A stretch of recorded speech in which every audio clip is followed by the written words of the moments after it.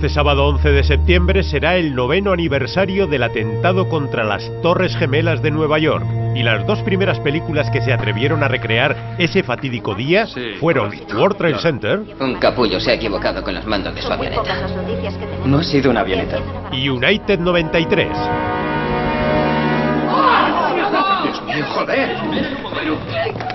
Los aviones estrellados contra las torres eran dos Boeing 767 que impactaron a más de 700 kilómetros por hora, y lo más asombroso es que estas torres fueron específicamente diseñadas para soportar el impacto de un avión. Al menos eso dice Leslie Robertson, que fue el ingeniero jefe en la construcción de las Torres Gemelas. Habíamos proyectado el edificio para que resistiera el choque del mayor avión que teníamos entonces, el Boeing 707. Este avión chocaría contra el edificio y el edificio sufriría daños, pero seguiría en pie. Así pues, ¿qué es lo que falló para que las torres se vinieran abajo?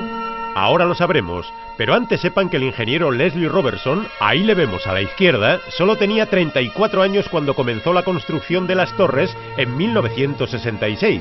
Y tardaron en construirlas casi 10 años, que en realidad es muy poco tiempo si tenemos en cuenta las increíbles cifras de estas torres. Medían 417 metros de altura, tenían 110 pisos, un total de 99 ascensores en cada torre y nada menos que 43.600 ventanas. Las dos torres aún en construcción aparecen en esta escena de Un diamante al rojo vivo. Pero el dato más importante es que la estructura de las torres estaba formada por 200.000 toneladas de acero, y era una estructura muy innovadora. Rascacielos más antiguos y convencionales como el Empire State eran de hormigón, y su estructura interna estaba formada por vigas y columnas distribuidas uniformemente, como podemos ver aquí.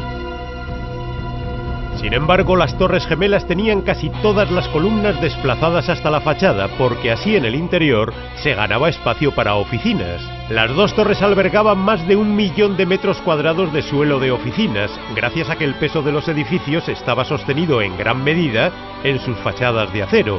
Pero fue precisamente ese diseño en acero el que permitió el colapso de las torres. No hay ningún plan. Nadie lo previó. Fíjense bien, el primer avión impactó contra la Torre Norte y penetró hasta su mismísimo núcleo. Y aún así, tal y como habían previsto los ingenieros, la torre no se hundió de inmediato con el impacto. Pero las cosas fueron distintas en la Torre Sur. Y es que la trayectoria del segundo avión destruyó sobre todo la fachada de acero. Y además, la explosión del queroseno que llevaban los aviones en sus depósitos de combustible desprendió el revestimiento térmico de las vigas de acero. Sin ese revestimiento, el acero no tardó en empezar a fundirse por las altísimas temperaturas, algo que no habría ocurrido en un edificio de hormigón. El ingeniero Leslie Robertson no había tenido eso en cuenta.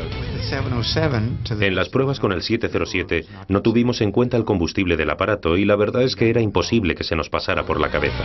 Finalmente, las columnas de la fachada de la Torre Sur que habían sobrevivido al impacto del avión se rompieron por culpa del calor, y así la Torre Sur se desplomó ante las cámaras de los reporteros. Es lo más cerca que podemos estar de la base del World Trade Center. Aquí vemos reunidos a los bomberos, a la policía.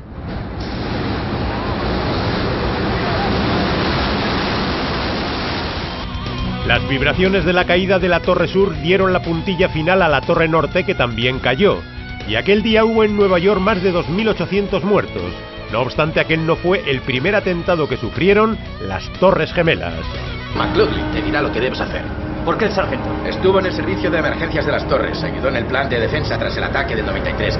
Si alguien sabe lo que hay que hacer, es él. En 1993 explotó en el sótano de las torres un camión bomba que llevaba 680 kilos de explosivos.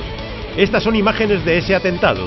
Hubo más de 1000 heridos, pero solo hubo 6 muertos, y la estructura de las torres resistió la fortísima explosión. Así que estaban bien diseñadas para soportar atentados convencionales. De ese atentado hablan en la tercera entrega de Jungla de Cristal, que se estrenó en 1995, 2 años después del primer atentado y 6 años antes del impacto de los dos aviones. Seguro que estuvieron en lo de las Torres Gemelas, así que no se asustarán. Las Torres Gemelas aparecen en muchas películas rodadas antes de su derrumbe, como Armagedón. ¿Por qué no nos movemos? Porque esto es Nueva York, puede pasar de todo. La versión de King Kong protagonizada por Jessica Lange y Jeff Bridges.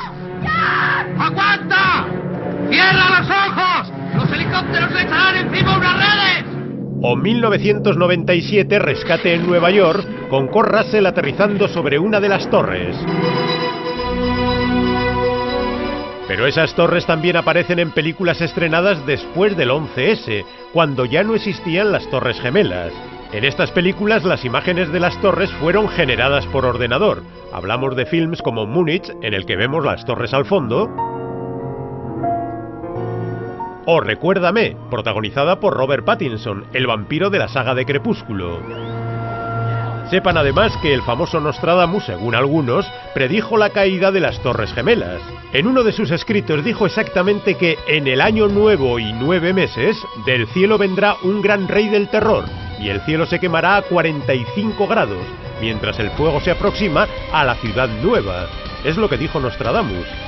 La ciudad nueva de la que habla sería Nueva York, que por cierto está a 45 grados de latitud.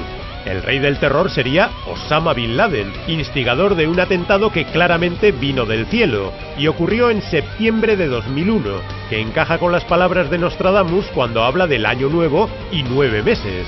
Según algunos, esas palabras son la prueba irrefutable de que Nostradamus predijo el derrumbe de las Torres Gemelas, un derrumbe que el ingeniero jefe de las torres no fue capaz de predecir.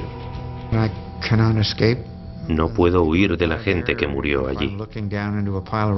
Incluso cuando miro un montón de escombros, sigo viéndolo arder en el aire. Y no consigo que desaparezca.